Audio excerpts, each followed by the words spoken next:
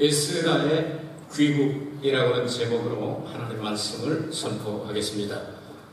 외국에서 살다가 혹은 외국에서 태어났다가 자기의 고국으로 돌아가는 사람들을 귀국 자녀 혹은 영어로는 리턴에다가 이를 붙여서 리턴이 이렇게 얘기를 합니다. 에스라는 외국에서 태어나서 성장하고 예루살렘으로 귀환하여 활동한 학사 겸 제사장, 대제사는 못됐지만 학사 겸 제사장이다 이렇게 기록을 하고 있습니다. 신학 박사이면서 동시에 제사장 일을 할 수 있었다. 그 대제사장의 가문에서 외국에서 태어났지만 오늘 성경 본문에서 강조하는 내용들이 할 이야기가 많이 있지만 세 가지 이상 넘어가면 기억이 잘 안 되거든요. 하나는 혈통입니다. 그가 어떤 집안에서 태어났냐. 두 번째는 그가 어떤 사람이냐. 그 신앙의 뭐라고 할까요? 됨됨이 그가 가지고 있던 신앙생활에 대해서. 그리고 세 번째 그가 결심을 하게 되는데 에스라의 결심에 대해서. 다시 말해서 에스라의 출신 성분, 혈통과 두 번째는 에스라의 신앙의 성품과 세 번째는 에스라가 결심한 것. 이 세 가지를 오늘 성경에서 강조하고 있습니다. 우리 구약 성경이 39권으로 되어 있는데요. 그 기초가 모세오경입니다. 손바닥처럼 이제 5개로 되어 있습니다. 창세기, 출애굽기, 레위기, 민수기, 그다음 뭐 남았죠? 신명기. 신이라는 말은 다시 강조해서 다시라는 뜻이죠. 일본말에서 그래서 고백한다, 다시 고백한다 해서 모시 그러지 않습니까? 모스에서 이 5개를 중심으로 해가지고 역사서가 있고 율법서가 있고 그다음에 이제 역사서가 있고 시가서가 있고 저 뒤쪽으로 가면 선지서가 있습니다. 이 대부분의 책들이 한 사람이 하나씩 쓰기도 하고 그랬는데 이것들을 전부 다 수집해서 편찬한 분이 에스라입니다. 다른 말로 하면 구약 성경은 모세와 에스라 두 분이 없으면 이게 책이 되지 않았다는 거죠.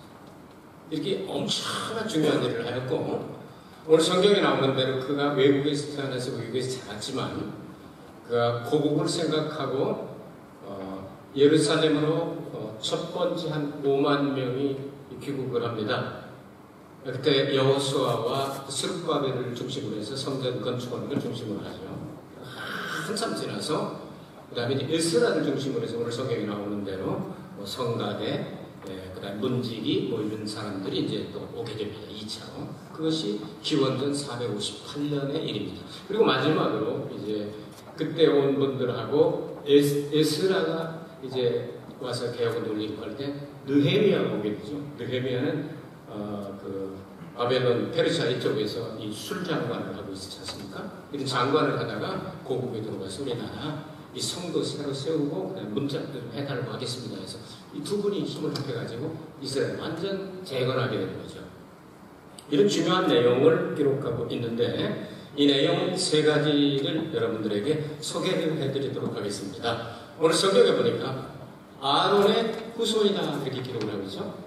쭉 이렇게 따라 올라가다 보니까 아론의 후손이다 하는데 여기서 아론의 16대 손이다 이렇게 기록을 하고 있습니다.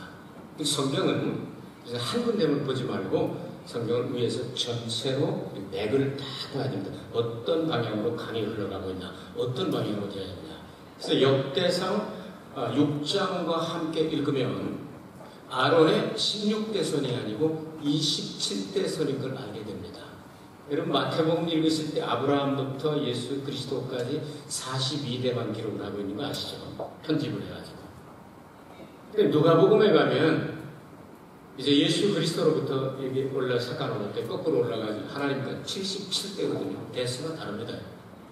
그러니까 성경 기자의 그 관점에 따라서 강조하고 싶은 분을 했기 때문에 그래서 오늘 에스라서에 기록된 내용은 아론의 자손 가운데 아주 이름 되면 알만한 사람 2조 시대 때 이렇게 태정, 태제, 문단세 해가지고 이렇게 쭉 하는 것처럼 16명만 기록을 하고 역대상 4장과 함께 읽으면 27번째 자손이 된다.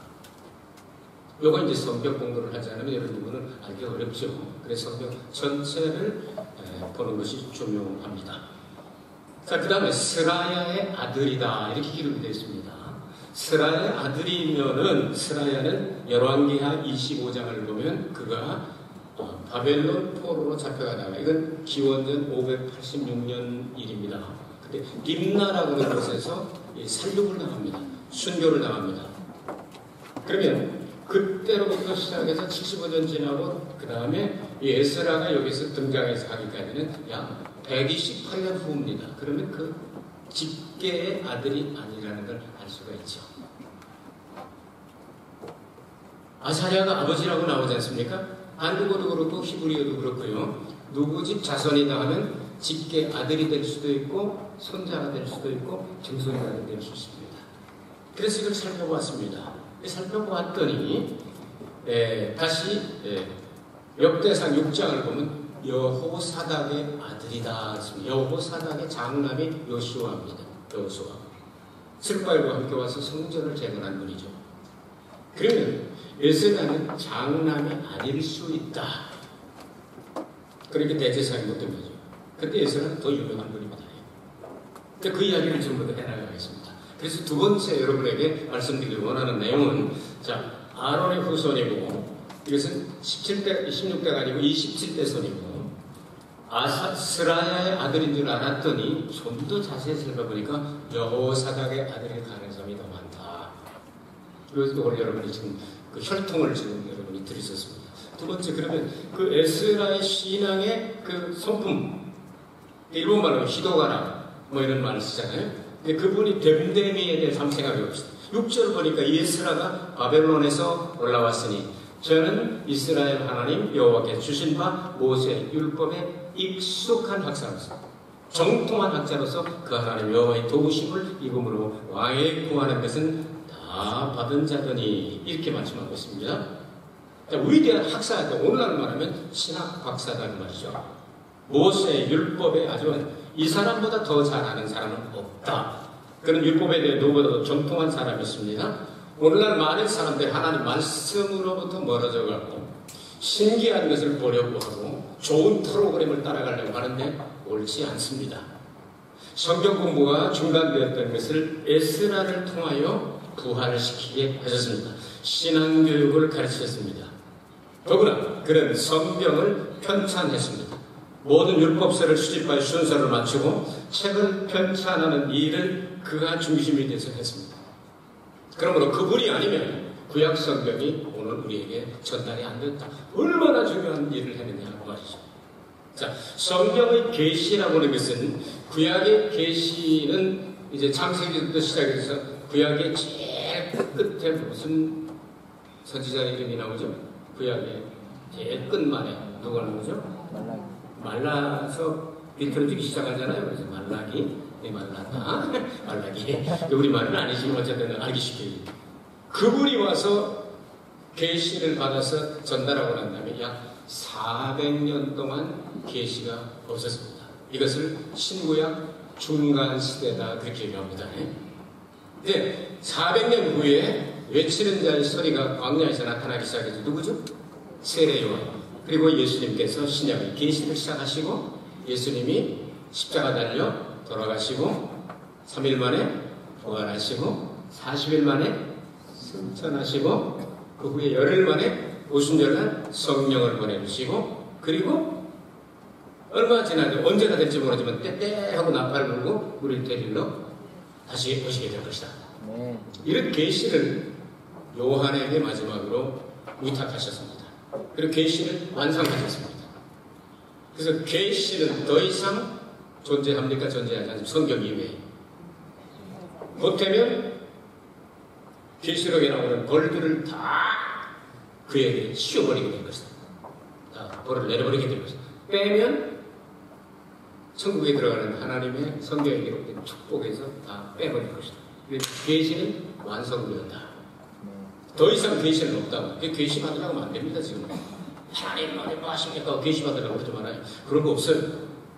그 지금은 해야 되는 게 뭐냐면 하나님이 완벽하게 우리에게 말씀하고 싶은 내용을 하나도 남기지 않고 다 가르쳐 주신 성경을 가르치는 것. 이것이 계시를 우리 맡은 성경을 가진 사람들이 해야 될 일입니다. 이것을 에스라는 그 일만을 하기로 태어난 사람이다 그 말이야. 이게 중요한 얘기입니다. 하나님은 우리에게 은사를 주시기도 합니다. 꿈도 주시고 환상도 주시고 말씀도 주시고 하는데 성경과 관계된 것을 우리에게 주시지 성경 내용 이외의 계시를 더하려면 안 됩니다. 그래서 더하면 벌 받는다 이렇게 말씀을 했습니다. 자, 여러분이 다시 말씀합니다. 성경의 계시는 오늘날 성경 이외의 계시가 있습니까? 없습니까? 없어야 됩니다. 그래서 기록한 말씀을 넘어가지 말라 이렇게 말씀하셨습니다. 성경을 집중적으로 성경 중심으로 두자 이 말입니다. 자, 이제 세 번째 중요한 내용을 여러분들에게 말씀드립니다. 세 번째는 에스라가 이렇게 성경이 통달하게 됐을 때 나이 많이 먹었겠지만 에스라가 결심을 하게 되는데 첫 번째 결심이 뭐냐면 귀국을 결심합니다. 8절에서 9절 이 에스더가 올라왔으니 왕의 7년 5월이라 7월 초하루에 정월 초하루에 바벨론에서 길을 떠났고 하나님의 선한 손에 도우심을 입어 5월 초하루에 예루살렘에 이르니라. 새로운 결심을 하고 출발했다. 어느 날 출발했다고요? 설날 출발했다는 말입니다. 설날 예배드리고 출발해서 5월 1일 날 그러니까 넉 달 걸렸다는 얘기죠. 넉 달 걸려서 예루살렘에 귀국을 했다 그 말입니다. 여러분 이게 쉬운 일이 아니죠. 외국에서 태어나 성장하고 거기서 연구하고 기초를 다 닦아놓고 모든 것을 버리고 떠난다는 게 결코 쉽지 않습니다. 그러나 에스라는 고국에 들어가 사명을 감당하기로 결심하고 예루살렘으로 귀국했다 그 말입니다. 여러분 한번 생각해 보시기 바랍니다. 여러분 일본에서 이제 자리 잡으셨습니다. 오래 계신 분들 자리 잡으셨습니다. 저보다 먼저 오신 분들 계십니다. 저도 이제 31년 됐는데요. 31년 정도 된 여기서 자리 잡아놓고 여기를 딱 떠나고 가는 게 쉬운 일은 아닙니다. 하물며 저희 아들이나 저희 손자나 아니면 증손자가 있다고 생각합시다. 그쯤 돼가지고 너는 고국 대한민국으로 들어가서 이런 일을 해라 하면 쉽지 않죠. 축구 벌어지면 일본하고 한국 축구 벌어지면 우리 집은 복잡합니다. 그러니까 무침이 사모가 있으면 우리 애들이 눈치를 싹 보다가 미혼 짝짝 근데 아빠하고 있으면 대한민국은 짝짝짝짝짝 그걸 합니다. 그 무침이 사모가 쳐다보고 있죠. 여기 둘 다 가지고 있으니까 쉬운 일이 아니지 않습니까? 그러니까 이번 말이 쉬워요. 얼마나 열심히 가르치는지. 루카는 뭐 사도신경 이런 거, 뭐 주기도문 이런 걸 다 외워버리지 않습니까? 그걸 옆에서도 그 자기 둘째 아들도 이제 2살인데 욕을 하고 싶은 거예요. 발음도 빼고 안 들어가는 게. 캔니 마시고 이게 하는데 중간에 하는 너무 이뻐가지고 중간에 맥히길래 얘기를 했다가 30분을 단련하라고 애를 먹었습니다. 왜 할아버지가 얘기해가지고 내가 진짜 이 멈춘 게 뚫려있어. 얼마나 혼나는지 몰라요.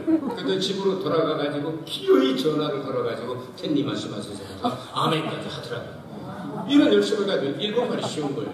근데 너희들 씨는 대한민국 짝짝짝짝짝짝니 이런 것도 좀 해야지 생각해. 오이 그런 일이 없던 요즘은 할아버지 옆에 다 와가지고 둘째 와서 루카는 좀 커버리니까 총 와가지고서 다 그래서 할아버지 이거 한국말 뭐라고 해? 질문하는 거예요. 이 발음이 안 돌아가죠 우리 말씀.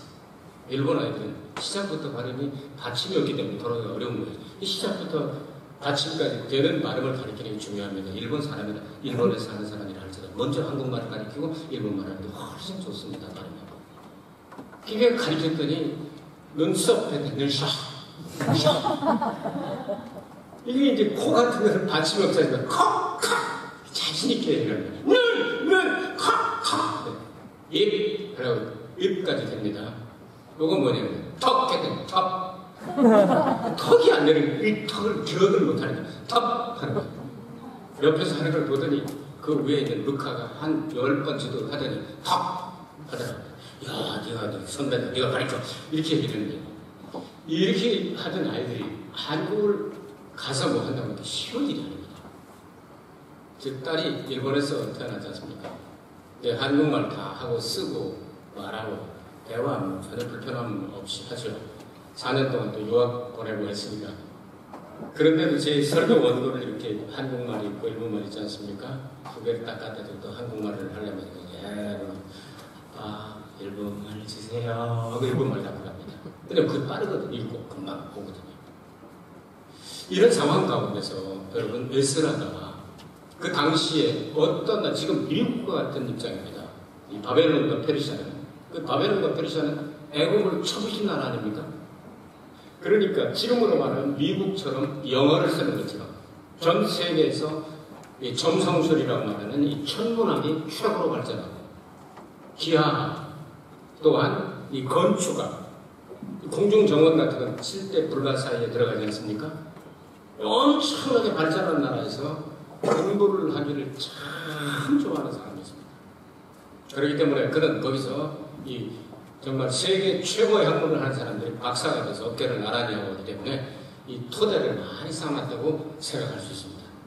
그러니까 거기서 이 학문적인 유혹이 얼마나 많았겠습니까? 오늘 말하면 일본 가서 동경대학교에서 교수 초빙을 한다든지 뭐 이런 일. 당신은 우리 문화뿐만 아니라 히브리 문화까지 아니까 와서 좀 비교 종교를 가르쳐주고 이런 유혹들이 있었을 거예요. 이런 엄청난 일들이 다가왔는데도 이 에스라가 어떻게 해서 이렇게 성경을 정통하게 됐느냐 하면요. 성경을 아무리 살펴봐도 그 제사장이 대제사장이 못된 것은 아론의 장남만이 대제사장이 되게 하라고 하나님의 명령이 있습니다. 그러니까 요수아, 그 자기 형이었던 요수아가 대제사장이 되니까 대제사장은 절대로 될 수 없는 겁니다. 그러니까 내가 일반 제사장이지만 성경 연구에 성경 박사가 되면 아무도 막을 길이 없다. 중요한 얘기입니다. 구약 성경 거의 권수로 말하면 제일 많이 수집하고 편찬한 사람입니다. 그래서 우리가 오늘 구약 성경을 가지고 있는 거예요. 에스라. 엄청난 일을 하게 되는 거예요. 그게 성경을 막 하고 열심히 하고 하다 보니까 성경 박사가 된 거예요. 그 누구에게도 붙여주자는 학사장 겸 제사장이라. 무엇의 율법에 통달한 자라. 성경이 말씀하는 내용 아니겠어요? 그러니까 이보다 성경을 더 잘하는 사람은 없다. 엄청난 이런 은택을 받게 된 거예요. 여러분께서는 다시 말하면 태어날 때의 기득권이라고 말할까요? 그럼 태어날 때부터 어떤 기득권을 가지고 좋은 가정이나 아니면 서열 가운데서도 뭐 장남이라든지 여러 가지 이렇게 은택을 받고 태어난 사람이 있을 수 있습니다. 그렇게 되지 않았다고 해서 실망할 필요 없습니다. 내가 남자로 장남으로 태어났으면 세계를 휘두를 사람인데 치마들고 나와서 합니다. 그런 말할 거 없어요. 하나님이 내게 해주신 은사가 무엇인가 발견하면요. 모든 일이 가능하게 됩니다. 여러분 옛날에는 히브리에서는 여자 제사장은 없습니다. 그러나 오늘날은 이제 전 세계적으로 이제 20세기에 들어오면서 세계 각국이 전부 말세가 될수록 이제 여자 제사장들도 이제 인정하기 시작하고 심지어 동성애도 인정을 하는 나쁜 사람들도 생겨나긴 했습니다. 이런 환경 가운데 여러분 은사를 받은 대로 나가면 됩니다. 우선 죄송합니다만 제 얘기 좀 할게요. 저는 차남으로 태어났습니다. 그런데 예수님을 믿고는 제가 장남입니다. 형이 참 억울해하죠. 어머니 아버지가 세례 받고 난다면 제가 찾아드리거든요. 형님이 계시지만 그래서 내가 형님한테 얘기하면 형 싸울 거 없잖아요. 형님 괜히 속상하게 만들어서 싸우고 그럴 필요 없잖아요. 나 속으로 생각하면 나 혼자 생각하는 거예요. 형님은 예수를 믿기 전에 나가지고 예수를 믿는 거예요. 저는 예수를 믿은 집에서 장남이 된다. 큰집 목사가 하나님께 받으셨는 것 같은데요. 자, 이게 가지고 어려서부터 신앙생활을 열심히 하고 교회를 다니고 이제 성경이 이제 손에 들어오기 시작을 하고 한글을 깨치게 되고 하다 보니까 성경을 참 열심히 하게 된 이유가 있습니다. 글을 읽기 시작한 다른 아이들 왜 한글을 좀 빨리 깨치는 사람들과 늦게 깨치는 사람들 있잖아요. 깨쳐서 이 성경을 읽는데 이렇게 어려운 책을 읽는다는 바람에 그게 또 뭔지도 모르고 그냥 사람들이 칭찬하니까 또 열심히 읽기 시작해요. 그래서 소학교 때 우리 동네 옆 동네 도봉에 오면 우리는요 10리 20리 막 다 걸어서 가서 이제 은혜 받고 돌아오고 그랬어요. 동산리라고 우리 동네 건너편 동네가 있는데 거기 이제 대구신학대학장 최종원 박사님이라고 하는 유명한 성경학자에다가 부흥사가 계셨는데 그분이 오셨다. 우리 교회에서 다 몰고 간 거예요. 거기서. 낮에 성경 공부 시간인데 성경에 질문을 하는데 시골 양반들이 알아도 대답을 못하고 또 모를 수도 있고 여러 분이 계셨는데 그 학장님이 질문을 하는데 아무도 대답을 못했어요. 그래서 저는 이제 소학교니까 조금만 애잖아요. 그래서 제가 대답을 했어요. 그랬더니 너무 신통하게 보이셔가지고 많은 사람들 앞에서 그분이 너는 오늘부터 성경 박사로 내가 임명하노라. 신학대학장이 그렇게 하니까 사람들이 박수 치고 그러니까 야 이렇게 아무것도 모르는데 대답하는 잘했다고 이렇게 축복을 해주니까 진짜 하나도 되겠다. 이런 생각이 든 거예요. 그래서 성경을 읽기 시작해서 그때로부터 시작해서 55년 동안은 매일 성경을 읽어야 될 거예요. 그러다 보니까 이제 성경을 조금 알게 돼요. 제가 뭘 잘 안다는 얘기가 아니에요. 그 결심이 중요한 거예요. 어른들이 주의 종, 기름 부음 받으신 주의 종이 칭찬 한마디에 그냥 그렇게 된 거예요. 그러니까 나는 기필코 어딜 가든지 하나님 말씀을 맥히는 데가 없을 만큼 열심히 해야 됩니다. 그러니까 열심히 읽고 기도하고 그렇게 된 거예요. 지금은 안다는 얘기가 아니고 그런 계기가 중요하다는 말이죠. 여러분 안 그렇게 생각해요? 제 아내 목사도 여자니까 보통 목사들 없을 때였잖아요. 근데 최근에 생기고 그랬는데 사모 잘했어요. 신학도 공부를 하고 해놓고 있다가 특수 사명 받아가지고 또 이제 홈리스라고 하는 말이 그렇지 사실 그 힘든 양반들 아니에요. 일해야 공 있는 것도 아니고 뭐 누가 하는 것도 아니고 얼마나 힘든 일입니까? 맨날 쌀 떨어지면 주님 쌀 떨어졌어요. 2주간 돈밖에 안 남아서 맨날 우는 소리만 제가 듣고 있거든요. 그 특수 사명 말차는 못하는 일 아니에요. 수련회 간다고 이제 쌀을 몇십 개도 달라고 하더라고요. 이제 일주일 먹어야 되니까. 그래서 해봤더니 2주간밖에 먹을 게 없대요. 그런데도요, 갖고 가라고 그러더라고요. 그 다음에 하나님이 주시겠지? 그러고 믿음으로 기도하고 또 쌀 10kg짜리 2개 또 이렇게 실어 보내더라고요. 그 매일 13년 동안. 몇 달도 쌓아놓고 먹어본 적이 없어요. 그 특수 사명 받지 않으면 그거 일 감당 못 합니다. 그거 쉽게 얘기해서 홈리스들 거스들 아니에요. 이거 돌보는 게 쉬운 일이 아니잖아요. 어렸을 때 보고 느꼈던 그 결심이 중요하다는 말이죠. 저는 이 설교를 준비하면서 아이들 위해서 얼마나 많이 기도했는지 모릅니다. 하나님이요. 부족한 종이 목회하는 이 교회의 자녀들 가운데 에스라 같은 제2의 에스라, 제2의 모세 같은 하나님의 성경에 정통한 박사들이 나오게 하여 주시옵소서. 아멘. 온 세계 만국의 기독교인들을 먹여 살리는 구약 성경을, 물론 신약 성경도 중요하지만 구약 성경이 토대가 된 구약 성경을 이걸 수집해서 편찬한 모세와 함께 쌍벽을 내리는 이런 엄청난 일을 한 이분이 결심했다는 거예요. 모든 자기의 쌓아놓은 모든 것들을 다 버려두고 내가 고국으로 돌아가겠다.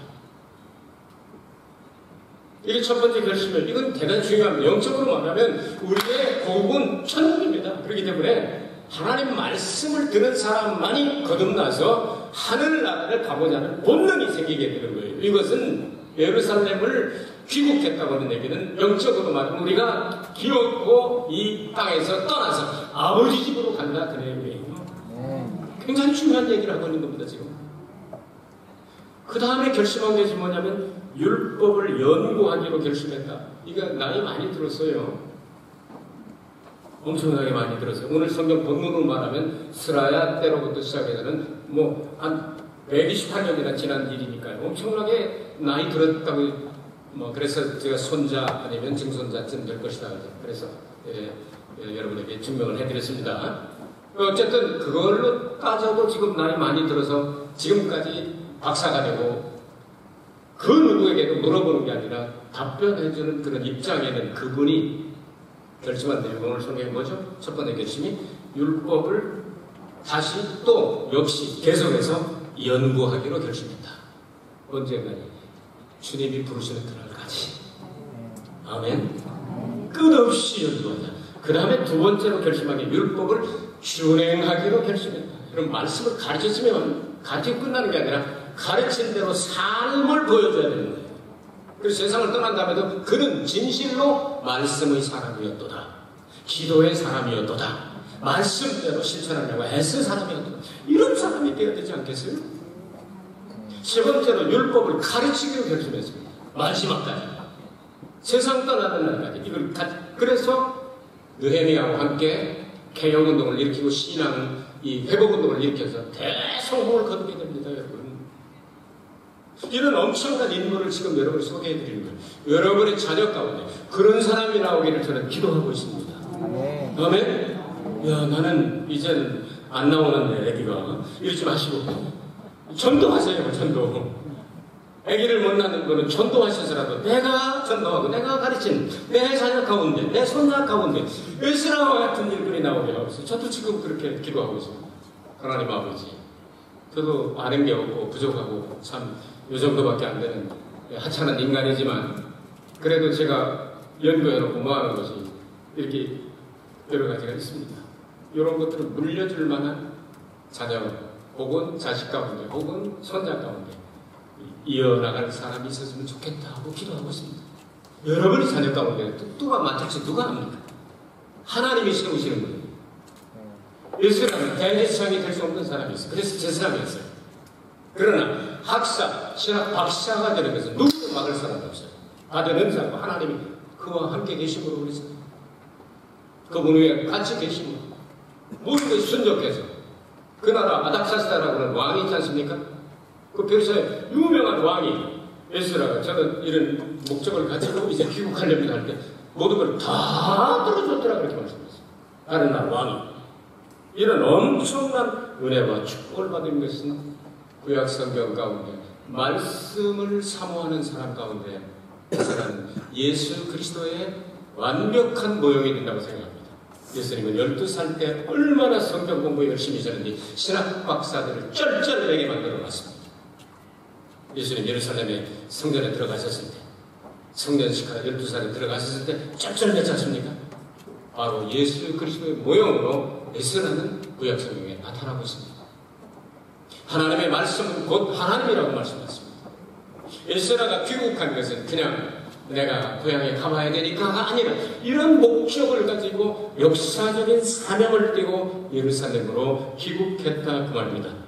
그는 아론의 27대 손으로 대제사장이 될 수 없는 장남이 아니었지만 일반 제사장이었지만 성경을 연구하고 또 연구하여 통달하게 되고 신학 박사가 되고 그 많은 것들을 그 하나님이 주신 영적인 통찰력을 가지고 성경을 전부 다 수집하고 편찬하여 오늘날의 구약성경의 근본을 만들어 놨다고 말이죠. 이런 엄청난 인물이 우리 자손, 여러분 자손 가운데서 나왔으면 좋겠다는 말입니다. 할렐루야. 이보다 더 큰 축복은 없어요. 여러분 전 세계의 역사 이 수천 년 동안 이 구약성경을 읽은 모든 사람들이 다 에스라가 썼다가 말이 없지만 거의 다 연구해 보시기 바랍니다. 에스라가 전부 편집한 겁니다. 거의 다.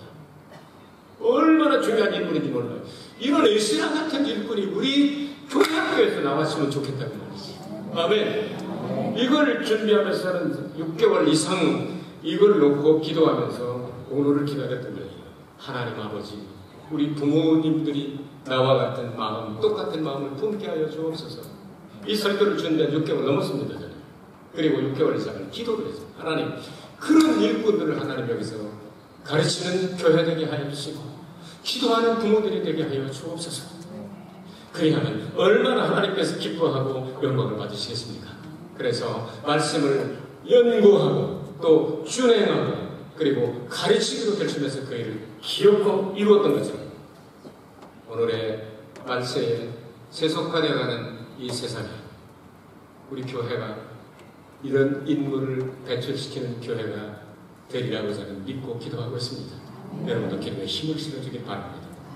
주님이 제일 기다리는 것이 그것이 아니겠습니까? 너희들이 나를 사랑하느냐?